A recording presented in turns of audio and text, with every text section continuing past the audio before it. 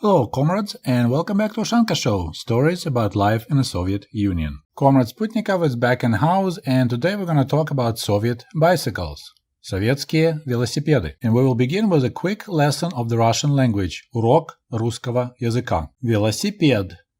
Велосипед. It's a bicycle in Russian.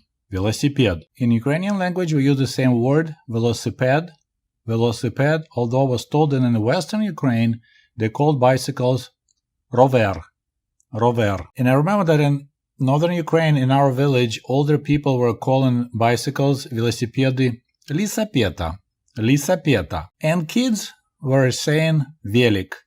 Velik. That was kind of like children's word for velosiped. Velik. This video will consist of 3 parts. We're going to talk about bicycles in the cities, bicycles out of the country, in the villages, and I'll tell you my own story, how I learned to ride the bike, how I rode bikes out in Ukraine, in the villages, and in the city. But first of all, big picture. In Soviet Union, we didn't really have a shortage of bicycles. They were readily available. I remember anytime you stop at the local sports store, we call them like Record, the record, or just Sport Tavary, sport goods. There'll be a bunch of bicycles for sale. And out in the country, not that readily available, but people mostly travel to the nearby town or city and purchase bike there to bring it home. So we had enough of bicycles, no reason to wait for 6 months or a year. So the situation was pretty good. When I was researching for this topic, I discovered one big discrepancy though. Many people, even the ones who used to live in the Soviet Union, or at least they claim online that they used to live in the Soviet Union, they say that it was affordable, so that Soviet bicycles were quite affordable, they weren't expensive, and it's not correct. And we'll talk about bike prices a little bit later, but look at this poster. It says, в сберкассе деньги накопили, велосипеды мы купили. We saved money at the savings bank and now we purchased our bikes. So if you have to save money at the savings bank in order to buy a bicycle, it's not really that affordable, right? And just to give you an idea, so in the late 70s, early 80s, the average price for adult-sized bike like Ukraine or Minsk, we'll talk about them a little bit later, was about 75 rubles. Average salary, 150 rubles per month. So you have to pay 50% of your monthly salary to purchase a bike. Is it cheap? Well, not really. In a picture, I don't know, if you make $5,000 right now in the United States and cheapest single-speed bike is $2,500. That's actually a lot of money. And here's the earliest picture of me. It probably was taken around 1975, 76 at the Kiev Zoo. It wasn't my bike. It's actually not really a bike, right? It's we call it a pedal horse, конь педальный. And by the way, if you want to impress anyone you know, Russian-speaking person, you can call them "Ну ты конь педальный," you're a pedal horse, and it's like an odd dog. If somebody does something really strange or unexplained, that's how we call them, конь педальный. So this picture was taken, as I said, in Kiev Zoo, and there was a photographer's little pedal horse, and I never had one of those. Конь педальный, конь педальный. Odd dog. Okay, so let's talk about bikes in the Soviet cities. If you ever saw photos of Moscow, Kiev, or other large cities, you probably would notice that there's definitely hardly any bicycles on the streets. Main reason, of course, is because we had a good system of public transportation, so there was more convenient to use a bus or trolley bus or subway to move around. And of course, in the large cities, we really didn't have a good spot to park your bike. So it was only as a recreational for adults or just as a fun thing for kids. Like at this photo, it's probably a couple of friends going for the bike ride on Saturday or Sunday, just riding around the city, enjoying the sunshine. But usually in the cities, there would be kids who would ride those bikes just to have fun after school. Another reason besides well-developed public transportation was that in the large cities it was pain in the butt to own a bike because most of us lived in tall apartment buildings, 9-story high, 16-story high, and a standard bike was too big to fit in a standard elevator, so we had to drag them up the stairs to put away, and then you go, if you like, if you have a balcony in your apartment like my family had, so you still need to roll your bike through the apartment onto the balcony. So every time you're going for the bike ride, you go through this process of getting bike from the balcony, taking outside on the street, and after you're done riding it, then you have to drag it back up again and put it away. So that was always really painful process. It's another reason why we didn't have so many bikes in the cities. And this is actually how I lost my very first bicycle. My father purchased me a bike when I was probably about 12 or 13, right after I learned how to ride the bike. I'll talk about it a little bit later. And I just got so tired of putting my bike away into the balcony. So I ended up cutting corners and I parked it next to our apartment door where the trash unit is. We had this weird system of trash that every level in our apartment building had a lid that you dump your trash, and there's a central pipe where the trash falls down to the main floor.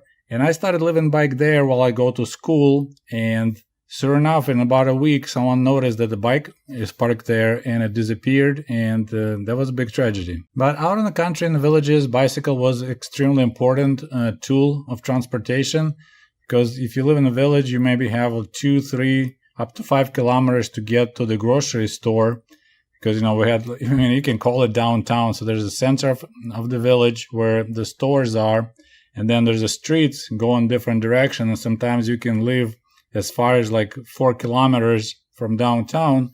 So getting there in the summer, walk will take too long, so everyone will have a bicycle to move around. So villages will ride bikes to go shopping, they'll ride bikes to go fishing, they'll ride bikes to go mushroom picking. So all these tasks were done with the bike, because you move pretty much 3 times faster than you walk. So while in the cities you would see mostly children riding the bikes, in the villages everyone rode the bikes, including old babushka ladies, adults, teachers, everyone. A bicycle was also a popular tool for the village mail carriers.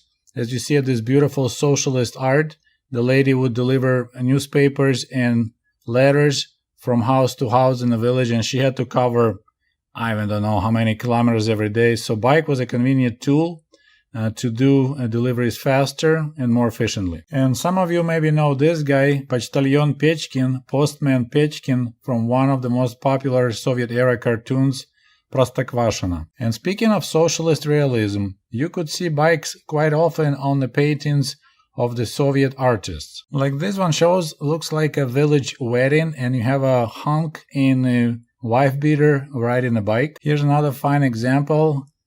A kid looks like a young Vladimir Putin, and a picture kind of by itself looks a bit dark, but bicycle is a little bit unusual. I don't remember seeing many bikes with the hand brakes.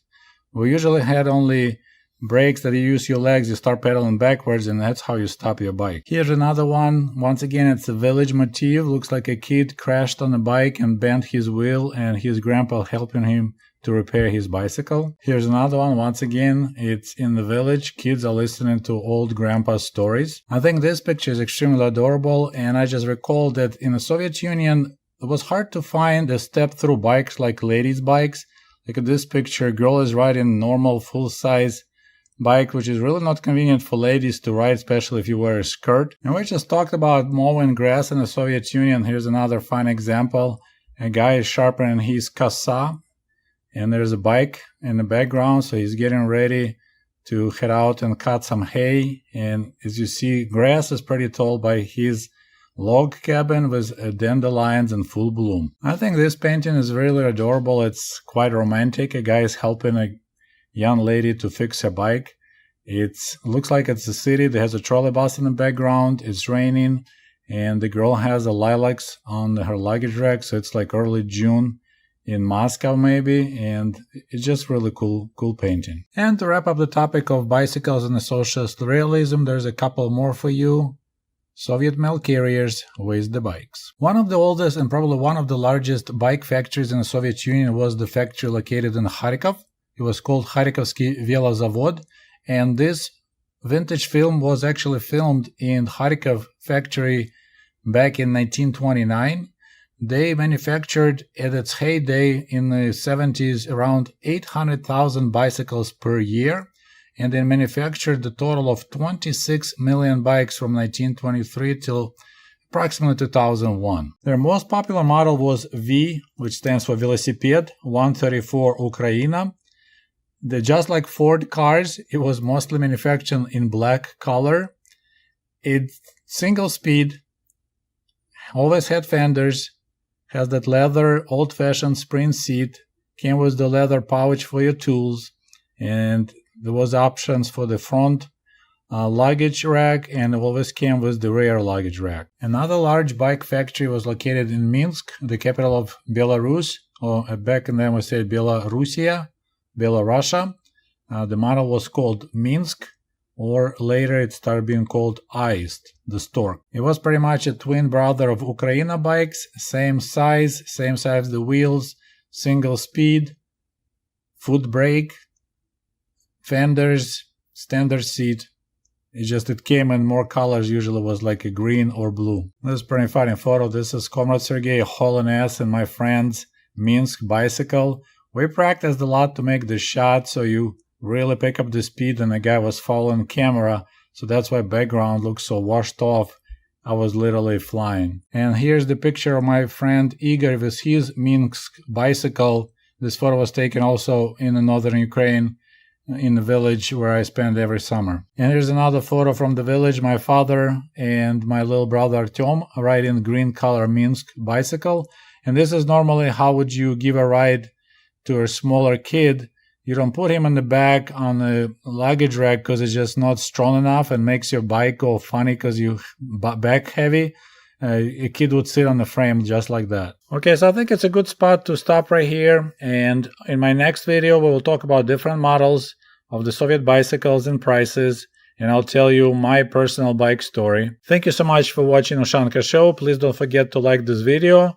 Post the comment. It supposedly helps YouTube to notice my videos. And we'll talk to you soon. And welcome back to Ushanka Show, the place where we can all learn something new about life in the Soviet Union. I'm your host, Sergey Sputnikov, and we're going to talk again about Soviet bicycles. So this is part 2. If by any chance you missed my first video, I'll provide the link below in the comment section. But before we start, I would like to answer one of the questions. It was posted by Stellanio Cervantes 5606.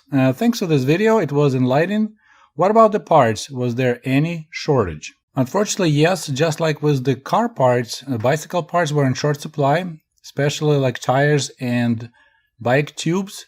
Those were really hard to get by, so people were repairing hardcore the inner tubes. I remember a friend of mine, that was a constant occurrence. I remember watching him removing, tire and a tube off the wheel, then locating the hole. You put soapy water and then you squeeze and you see what the bubbles coming out, and then you kind of clean the surface, apply the glue, apply the patch, and he was really efficient with it. I can remember seeing that bike tube, it had like maybe 5 or 6 patches, so parts were in short supply, unfortunately, so people tried to ride their bikes pretty carefully because once you puncture your tire, you could be in trouble. But fortunately, bicycles are not really complicated devices, right? Especially a single speed bike with the coaster brakes, so really not many things could get broken besides punctured tires, so that definitely helped. And speaking of bike repairs, every bike, especially adult sides, came with this leather pouch, or we call it bardachok.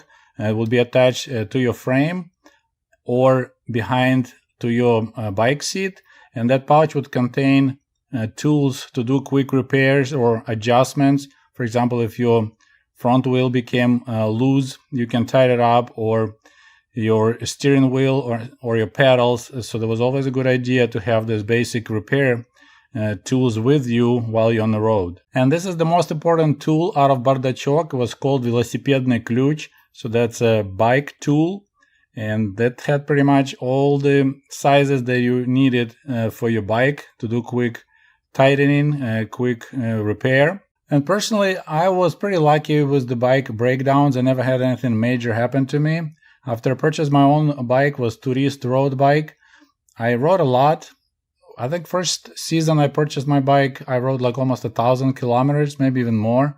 And twice I rode 100 kilometers in one day. So that's when I was going in the summer to the village. I wanted to have my own bike there. So I never had the chance to actually try to do repairs while on the road. And now let's talk about different models of the Soviet bikes and the prices. We'll try to compare, was it really expensive or not to own a bicycle in the Soviet Union. And I know it's always a big challenge to do price comparison between, Soviet Union of 1970s and 80s versus modern days United States. And a lot of my viewers get upset when I try to do it.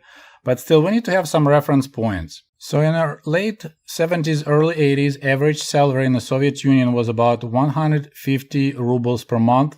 So even if you were like an engineer, you're still going to have that salary. So there's the first reference point, 150 rubles per month average salary. Sometimes I like to add for comparison prices for bread or, for example, the cost of public transportation. But since those prices were heavily subsidized, it's not really fair to utilize those prices. So how about if we use a bottle of vodka, half a liter bottle of vodka, around 5 rubles in the early 80s. And just another reference point, kind of low end, my grandmother, Maria, was getting a pension of 12 rubles per month. So this is kind of like the lowest pay in the Soviet Union, 12 rubles per month for the former collective farm worker. And we will start with the cheapest option, a children's tricycle bike. And by the way, I think this photo is so adorable. It probably was taken around 1960s. And you see 2 kids using their tricycle so they can get some cold soda pop, paying 3 kopecks if it has syrup, or just 1 kopek if it just has bubbly water. So the tricycles manufactured in 1950s and 60s, there was this basic design. There's nothing unusual about it. The price was around 10 rubles, so 2 bottles of vodka. And for my grandma, won't be enough money to buy just a tricycle with her monthly pension. Name was usually Malish, a little boy. And that's a lot of these bikes you could see in the old black and white photos. And you need to keep in mind that quite often these bicycles were manufactured not by the bike companies, but for the regular factory that manufactured trucks or even maybe tanks, but they were required by the government. Remember, we had socialism and central planning, that you need to have 10% of your production dedicated to the normal consumer goods. So for example, there'll be a factory somewhere in Ural Mountains making as a side product those little tricycles. For example, this cute tricycle called Gnome can be translated as dwarf. It was manufactured in southern Ukraine at UMZ, Yuzhny Машиностроительный Завод. So it's a southern industrial factory. And the main product of UMZ were missiles, military missiles, intercontinental ballistic missiles, space rockets, space engines and stuff like that. But as a side product, they manufactured these cute little tricycles. This is the original model called Gnome 1. It was manufactured between 1952 and 1960. In the 70s, when the plastics began replacing steel parts, UMZ began manufacturing this updated looking tricycle called Gnome 2. Later was Gnome 3, then Gnome 4. So they manufactured them all the way into the 90s. And at some point, UMZ was making 150,000 bicycles a year. So they were cranking missiles and cranking bicycles in the same factory. When I was researching for this video, I discovered that a lot of people complained that these little tricycles had a weak spot by the front of the seat where the weld failed quite often. So the popular way was to re-weld it at the local shop. And now these bikes became like a collector's items. Many people looking for them. They repair them. They make them look better, just like they do it in the West. And the price for this tricycle was 7 rubles and 50 kopecks, so 1.5 bottles of vodka. When I was a little kid, I didn't have a tricycle bike, probably because at that time we lived at the dormitories and it was a 4th floor and we shared a small room with another family for 5 years. So there was no extra room to store even a little tricycle. So no tricycle for Comrade Sergei. And when your kid was too big for the tricycle, the next bike Soviet parents would consider buying was this Zaika. So there was a bigger bike, and that was the most produced bike in the Soviet Union. The factory was located in Lviv, so western Ukraine. The factory was called LMZ, Lvovsky Motozavod, and they were manufacturing scooters like mopeds and the bicycles. And they made 1 million of those every year. This little bike came with the training wheels, which could be removed if needed, adjustable seat, only front brakes, and fenders. They also manufactured so-called Zayka Lux model. So that had additional features. It had a front and rear lights, which were battery operated. It had also a little backrest attached to the bike seat. The cost of Zayka bicycle was 30 rubles. So once again, average salary 150 rubles per month. So 30 rubles, that's a lot of money that way, right? Or it's a 6 bottles of vodka times $15. So it's about $90 per bike. Or for my grandma, there was over 2 monthly pensions to purchase a Zayka bike for their grandson. There were other children bikes in the same kind of class, like Zayka. Like this one was called, I believe, Butterfly, Babochka. But it looks like it was manufactured probably in 60s, early 70s. Still had this old-fashioned leather bike seat. And the price was around same, 25 rubles. And once again, my parents didn't bother to buy me a Zayka bike. At that time, we managed to get out of the dorms and moved in a tiny one-room apartment. So there was no room once again to have a bicycle stored. So no bicycle for Comrade Sergey. After your kid was too big for the Zayka bike, the next step will be to get velocipede called Orleanak or Shkolnik. So those were bigger frame bikes, not as big as the full-size adult bikes, but that will be the next step. And those weren't really popular because the price was 45 rubles per bike. You kind of like approaching adult-size bike, so many parents be like, why wasting money on this smaller bike when we can get you just a adult-size bike and you can ride that one? And that's what many kids had to do. They were still too short to ride properly the full-size adult bike. So they would ride it called padramai, under the frame. So as you see at these two photos, it's a pretty small kid. And it's kind of funky way you ride the bike because you have to lean away from the bike to get under the frame. And you need to lean the bike the opposite way to stay in balance. So you could see that quite often, kids riding under the frame, padramai. Or you could be lucky if your grandma or your mom has female bike, that's how we call them, женские велосипеды, and then you don't have to ride the funky way under the frame. Another option was to get a folding bike, which would be easy for a kid to ride. The most popular model was called Kama.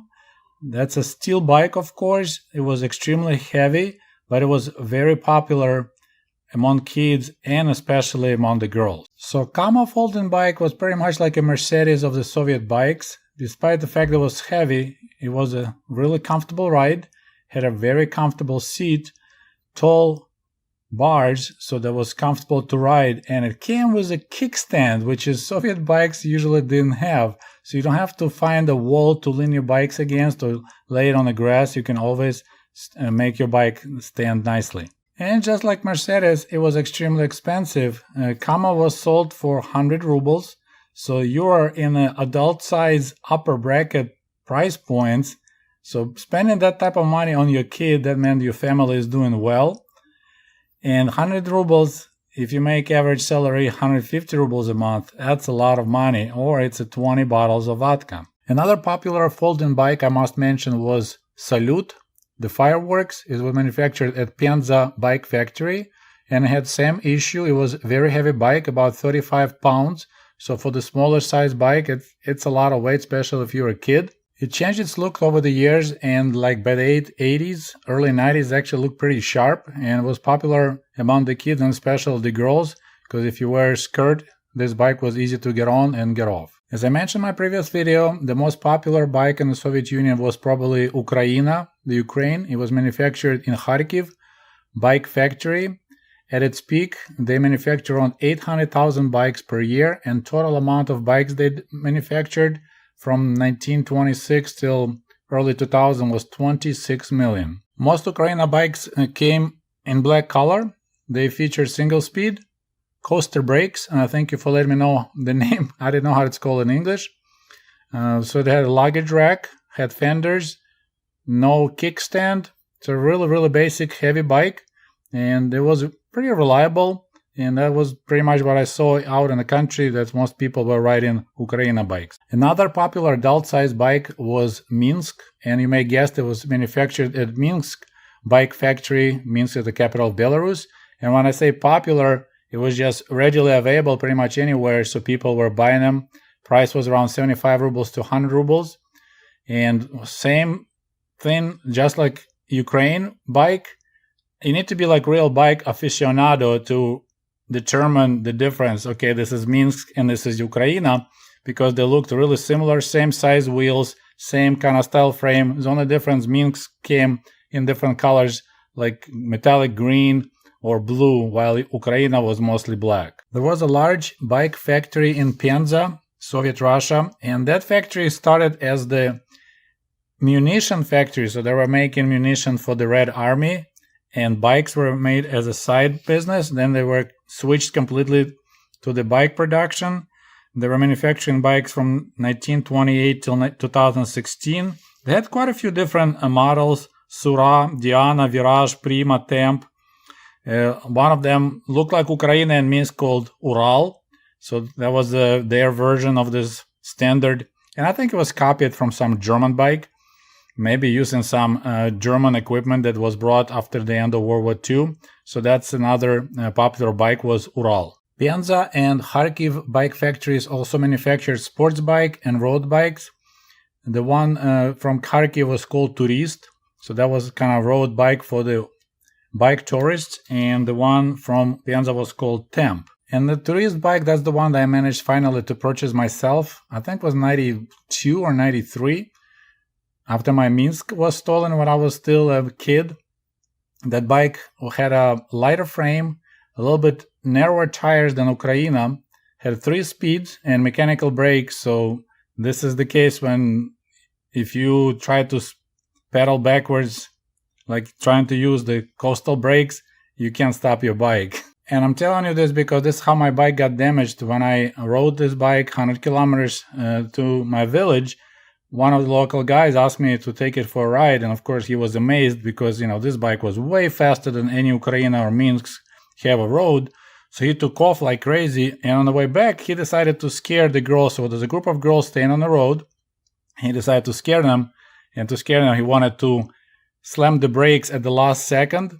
So of course, when he approached them, he started pedaling backwards because he grew up riding the bikes with the coastal brakes, and he couldn't stop the bike, of course, because that's just your reaction. So he slammed at the girls on full speed and broke my front fork that was holding actually the steering thing. So yeah, it was a disaster. Also, my bike had a plastic seat, hard plastic seat, and I can't believe that I actually got used to it so much that I could ride 100 kilometers, it was like 60 some miles, and I had no issues. And I actually did a couple of upgrades to my bike. The size of the frame was standard, I think was like large. So with my height, and I'm like 6'2", 6'3", the extension for the seat was too short, so my dad made longer tube at the factory that he worked. So that was one of my custom thing done to it. And then when I went to America in 1995, I brought actually normal soft gel seat from United States. So that was a great upgrade. And of course, I had a couple of pretty bad bike crashes of all those years, and I remember pretty much all of them. One time I was riding my friend's Shkolnik bike in the village, so it's a smaller size bike. My grandma sent me to pick up her pension, so on the way back, I was speeding on a sandy dirt road, and I made too tight of the turn, so the front wheel turned perpendicular to the bike, and of course I flew right over and crashed pretty bad. And I just realized most of my crash stories are from the village, because that's where I rode the bike a lot. Usually it was my friend's bikes. Another time I was given a ride to a friend of mine, to his little brother. So he was sitting on the frame in front of me, and we were going this narrow path that was kind of dodging electric poles, just going around them. And I was going too fast. I didn't do a good turn, and I caught the electric pole with my handlebar. So of course it stopped bicycle right on spot. So we flew off the bike, but because, it's a village, it's grass and dirt, no blacktop, no concrete, we didn't get hurt. Another one was similar situation. I was giving my little brother a ride, and we were going really fast because he wanted, go as fast as you can, brother. So I was pedaling, we're going fast, and somehow his leg got caught in the front wheel. That's a danger when you ride the bike this way, when you have someone sitting on the frame. They need to keep their legs away from the front wheel. And he wasn't paying attention, so his foot got caught in the front wheel. Of course, bike stopped right there, and I flew off the bike, but kid was pinned to the front wheel, so he got a lot of skin stripped off his ankle. So then I had to carry him around for almost a week. So that was pretty annoying. And another bike crash, once again, having a guy sit in the front on the frame. And I guess bike was old, or maybe guy was too heavy. But it was at night. We were coming back from the movies up once again in the village. And we didn't have street lights, but we rode those roads so often that I knew, which way to go. So we're riding, and suddenly I feel like we're going down, and I couldn't understand, I don't remember any kind of, depth in this type of part of the road. And then I feel like my knees are hitting the ground. So what happened, bike fell apart, so the frame got disconnected, and it's literally folded on us. So that was pretty bad. But my worst bike crash happened in Kiev when I still owned that Minsk bike that got stolen later. I was going way too fast, and then I decided to turn left on the other road, which had loose gravel. And I didn't realize that you don't want to do a sharp turn going really fast on the gravel, because I lost control of the bike. I laid on my side and I was in shorts. So I really messed up my leg, and the bike got jammed, so I couldn't ride it anymore. So I had to walk for about probably a good 2 miles home, crying, bleeding off my leg and my arm. And it was some kind of birthday party at home, because I remember I dragged my bike, sobbing, crying, all bloody, and there's my bunch of relatives and my parents sitting at the table drinking, eating. Their kid comes in all bloody. That was a mess. When I was researching for this video, I discovered that actually quite a few of older Soviet-era bikes became like a collector's items. People searching for those little tiny gnome children's bikes, those dwarfs, and even my tourist bike now became a collectible item. Unfortunately, when I moved to America, my brother was selling off a lot of things of mine because he didn't need it. He didn't care about bikes or my stereo, so he sold a lot of my stuff. So my old tourist bike, unfortunately, is gone. And of course, right now, living in America, I can afford nicer things. So I have a pretty good mountain bike that I bought used on eBay. And I also have a road bike. It's not fancy carbon frame, nothing like that. It's aluminum. I think it's called Cityscapes by Giant. I paid $500 for it new, and I ride it a lot. My longest bike ride in America and in my life period was so-called ODRAM ride. It's 1 day across Michigan ride. Oh my goodness.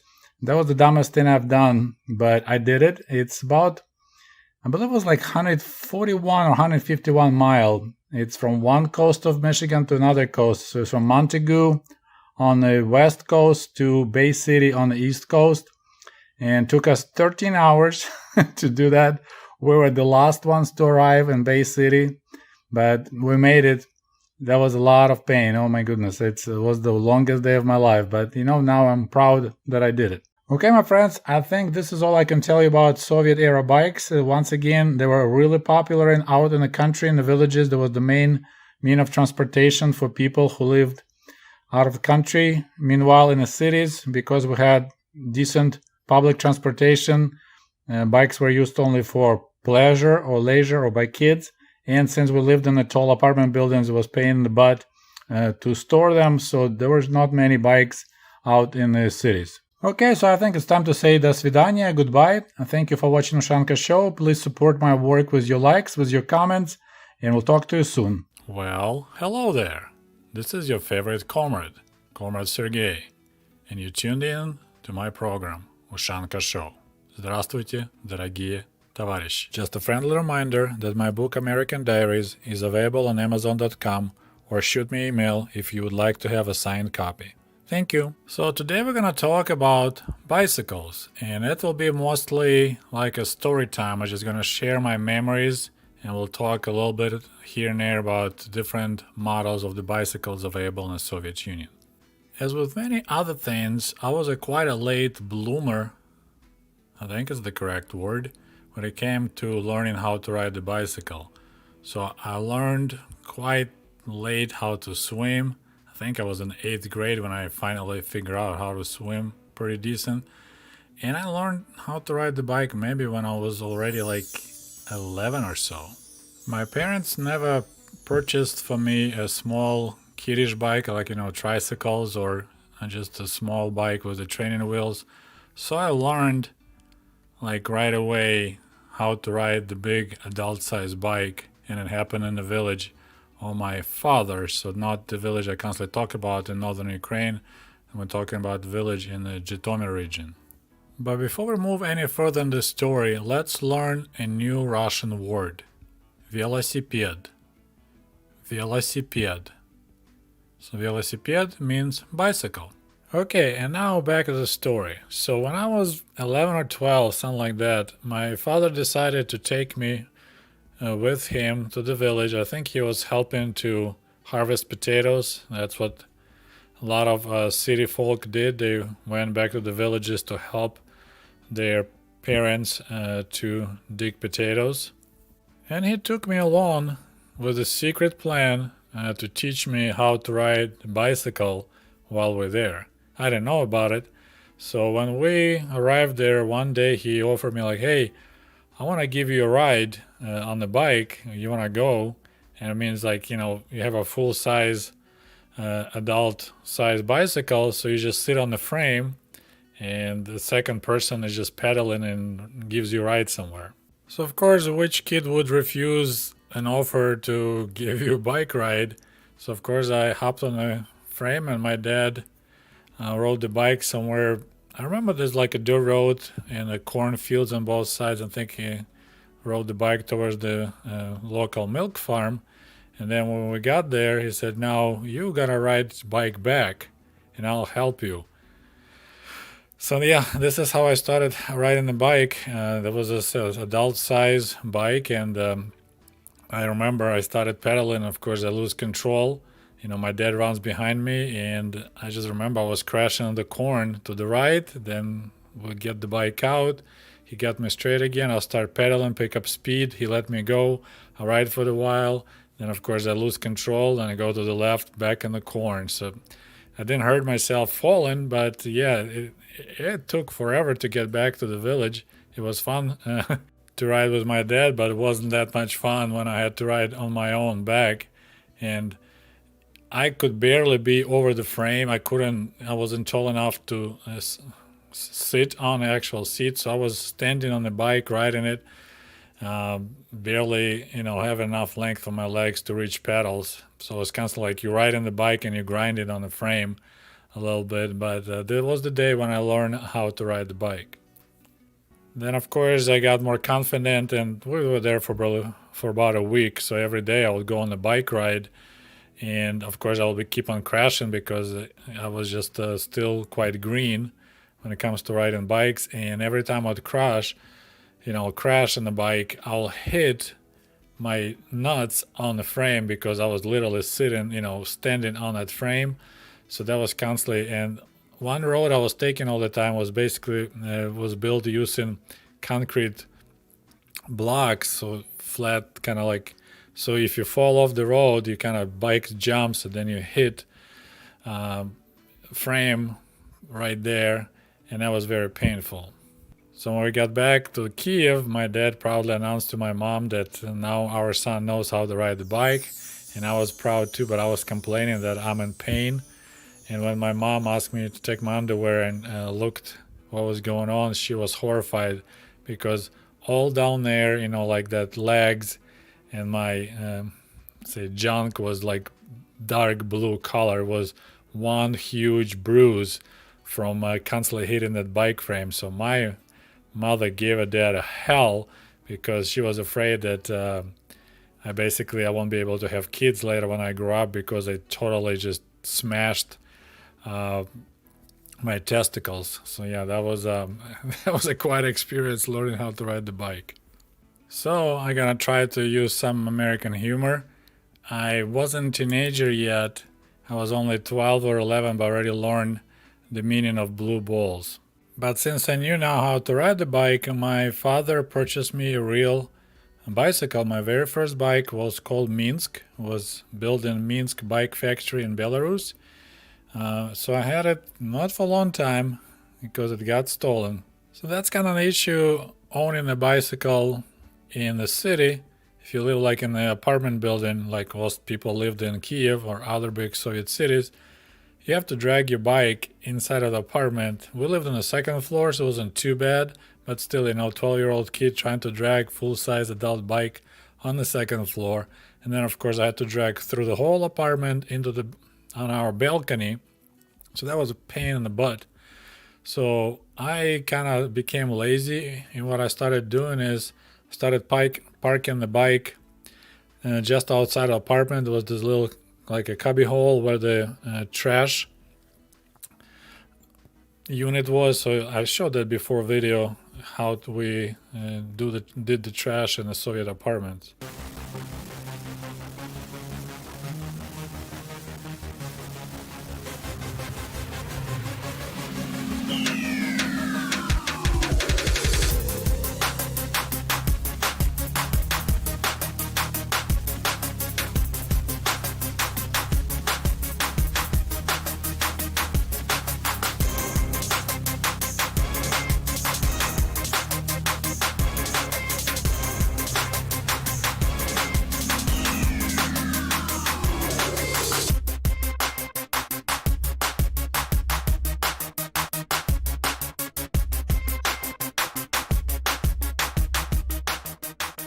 Looking back, I probably could ask my dad to get me some kind of chain and a lock so I could just lock the bike around this trash pipe. But my parents, for some reason, didn't care much, so I was just parking bike there. And then, during the weekday, you go to school, and then I come back, grab my bike, go for a ride. And one day I came from school, I looked, and my bike was gone. And so I probably owned it for less than 2 months. And, it's like 100 rubles, so almost a monthly salary of my parents.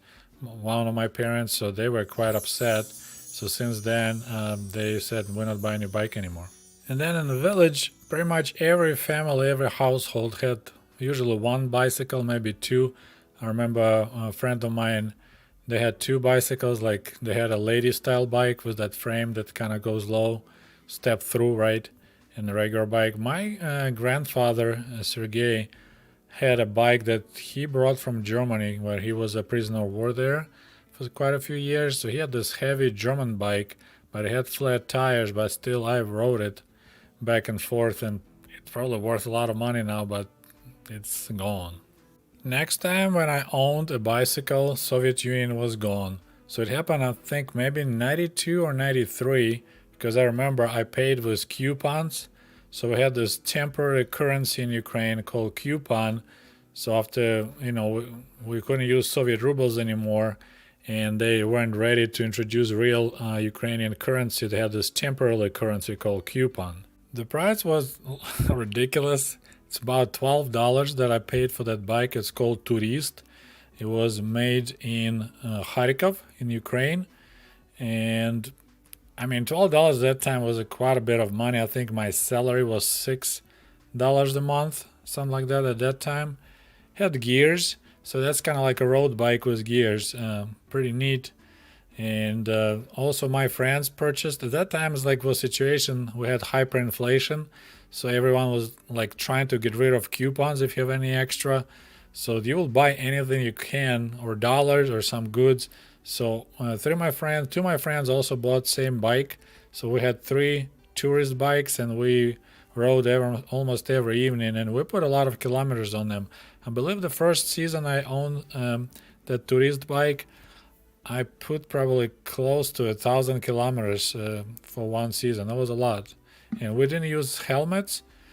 And that bike had plastic seats, so that was pretty hard to ride on. Twice I went on a long distance bike rides from Chernigov all the way to my village, and it's about 100 kilometers, so pretty decent amount. Took 2 different routes. One year I went through Snovsk, another time I went for Gorodnya. Good memories. That was quite challenging bike rides, but yeah, that was pretty cool. Later, and that's kind of a silly situation, I ended up purchasing the speedometer. So I had to purchase electric speedometer so I see my speed.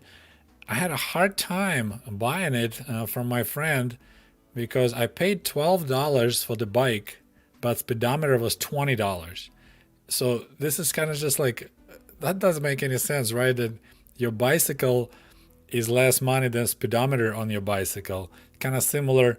I told you already that I purchased the Mosin Nagant rifle, and I believe I paid like $125 or something like that. And then I decided I would like to buy a sniper scope for my rifle.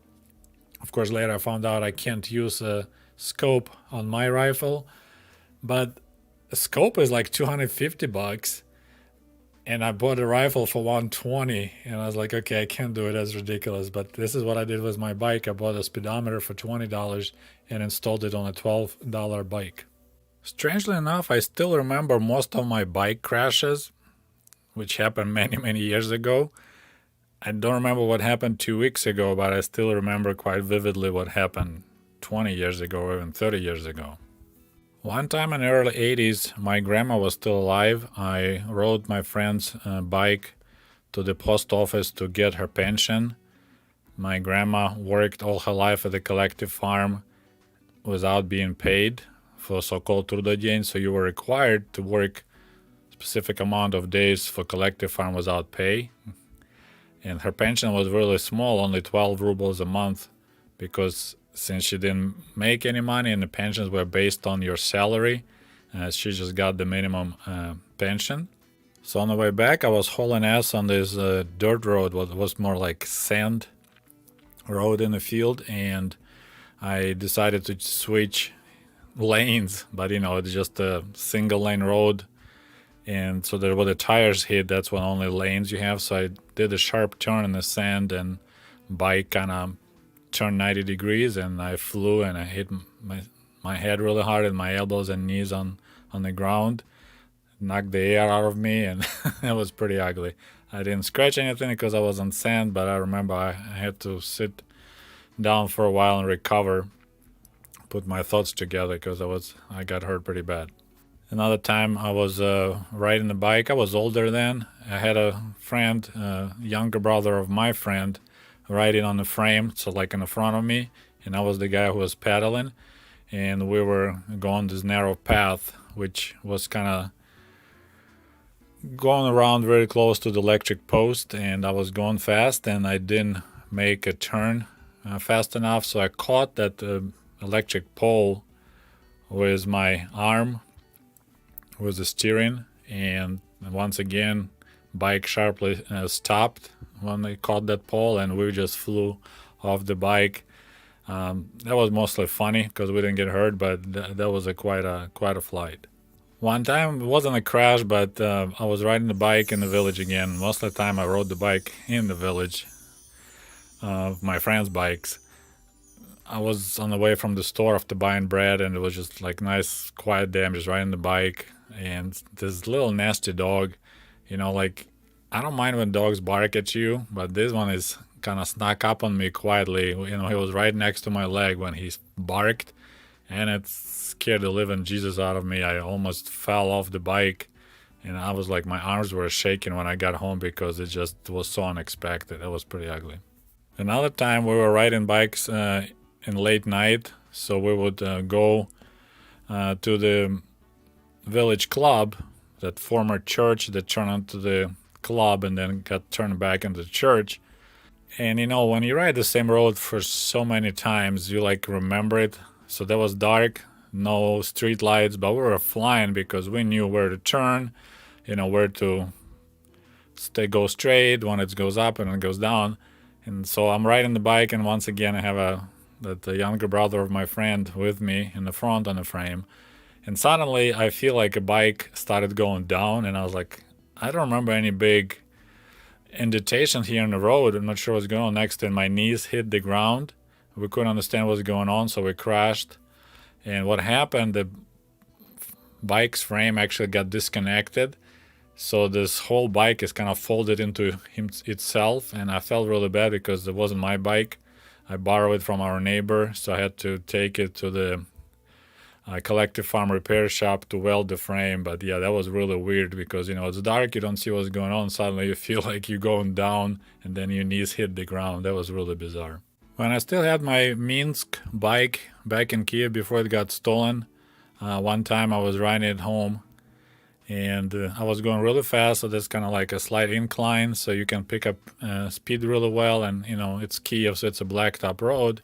Then suddenly I decided to make a sharp turn into another road, and that was a gravel patch, and I realized that you don't want to turn sharp when something has a loose gravel. And it was summer, I was wearing shorts, so I lost control. The bike, slid on the rocks, and I fell. So my left side got really badly bruised and ripped skin because of I was just wearing shorts. So all my left side was bleeding. My bike got locked up, so I couldn't ride it. So I had to limp home, crying, bleeding badly from my left side of my leg and my elbows, I think, too. I mean, the whole left side was just bloody mess. And when I finally made it home, dragged my bike on the second floor, rang the doorbell, my parents had some kind of birthday party. I don't remember why, but there was a bunch of guests in the living room, and there's me coming in all bloody, crying. That was a mess. And we had one spot in the village, which is like a nice hill, and that road got blacked up sometimes in the 80s, so we liked a lot to ride down that hill, and I brought my little brother there quite often, and he would sit on the frame while we're flying down the hill. And looking back, I was like, man, we could really get hurt really bad on that road because you could go super fast. But I did manage to crash with my brother, and that's when I was looking back, thinking about that hill that we were flying off. One time we were riding to my friends. I think we went to watch the movie since my grandparents never had a TV. And at that time, I think it was later when they passed away and we used their house as a summer home. So we even didn't have a power. They cut off the wires. So we used candles and a kerosene lamp. So I was riding the bike with my little brother, Tom, and he was sitting on the frame. And we were going pretty fast. And somehow his leg got caught on the front wheel. He was just probably dangling his legs. So his leg kind of locked the front wheel. We flew over the steering wheel, not steering wheel, but front of the bike, crashed really bad, and his leg got like stripped to the bone.